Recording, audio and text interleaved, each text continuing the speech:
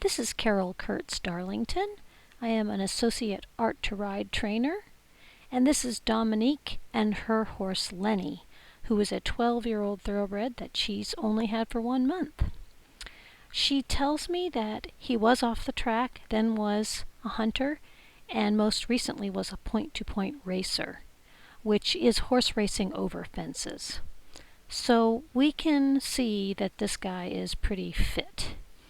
And that's the thing about thoroughbreds, is their fitness can almost be a problem when they're just coming off of racing like this. If you ask Will, he would tell you that right off the track, a thoroughbred should be put out in a field for 3 months so that they can decondition a bit before you retrain them. Now, Dominique has a very good eye because she has asked for help in developing Lenny's top line and strengthening his back. And you're absolutely right about that. That's exactly what he needs. Because running around the way he has been for 12 years, hollow and inverted is what we call it, he is running on his legs without any shock absorbers. If he were over his back, his body would protect his legs with natural shock absorption. But because he's hollow like this and running, as they all are, that's why they wear out.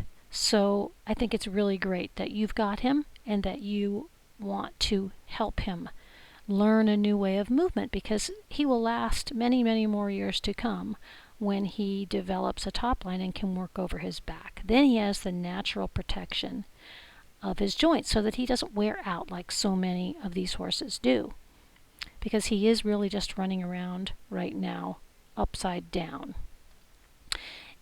If you look at Lenny's top line and you drew a line from his poll down his back to his tail, and then you drew another line underneath him from his throat latch down under his body to his tail, and you asked yourself which one of those lines is longer, as you can see, the top line would be much shorter than the underside of his body, which tells you he's using the underside of his body for movement. What we really want is to develop that top line so that it's actually the longer line, and that's when he's working over his back. So what you're going to be doing is retraining Lenny, basically. And I think that the only gait you really want to begin with is going to be the walk at this point. The walk is where you can explain to him what you want, because he doesn't know. He, at this point, does not know how to work over his back. He only knows this one way of movement, which has worked for him so far. So you're going to be retraining him, and you can explain it at the walk. You can teach him relaxation. And I believe that everything should be at the walk for now until Lenny's level of fitness comes down a bit. And I think this will really set Lenny up for success. So he's going to be beautiful. He's really going to be a lovely horse.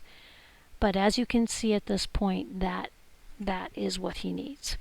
So what is hollow movement? What he's doing to move right now is he's pulling with his neck and his shoulders. And what we'd rather have is it come from his hind end up over his back. Now, I know you said that work in hand wasn't working for you, and I would just really encourage you not to give up on work in hand, because I think it would be really helpful with this boy. If you go to YouTube, search for Art2Ride work in hand, there's a lot of video on there. And the more you watch, a lot of the submissions have work in hand. And I just really highly recommend you keep trying it. We're all clumsy at that when it first starts out, but it'll still help him. And you mentioned that he wasn't moving. Well, that's just you learning how to do it with using your whip and activating him. So study that. I just really think you should give that a shot. Now this round penning here gives us a really good chance to see this top line. You can see how much shorter the top line is than the underside. What we want is that top line from the pole down his back to his tail to be the longer line, and that's what we call when a horse is round. It's not just about a round neck. We're looking at his whole body. The whole top line is round. That's the movement you want. But you can see that under neck and chest right there, just pulling him along. I don't really feel that this round petting is going to do him a lot of good because you can't really help him too much there, and he really doesn't know how to move any other way than that yet. You aren't able to touch him. You're not on him. I think what you're doing right here is going to be much better. Now this right here is what I would do. You're walking him on the lunge line, and you can get to the point where you can activate this walk, get him really booking, and I'm going to give you some tips about that. But this is what I think this horse really needs. This, and if you can get some work in hand going. And get to the point where he has the muscle memory of, okay, this is how I move. I step under with my inside hind leg and lift my back. My neck comes out and the top of my body lifts. My core engages, and once this walk, he's going to be able to develop everything he needs for the trot and canter. It is pretty amazing that you can do a lot of this walk and he can develop all of the muscles that he will need to do a good trot and canter over his back. So this is where you want to be right now, and I don't recommend trotting at this point because he doesn't know how to do the movement over his back yet. So here you go. This, if you look at even just this, it's not active enough. He needs to really get active in this walk, but you can see that his top line is still, it's longer, doing what he's doing right here, even though he has a long way to go, than it was in any of the trotting and cantering.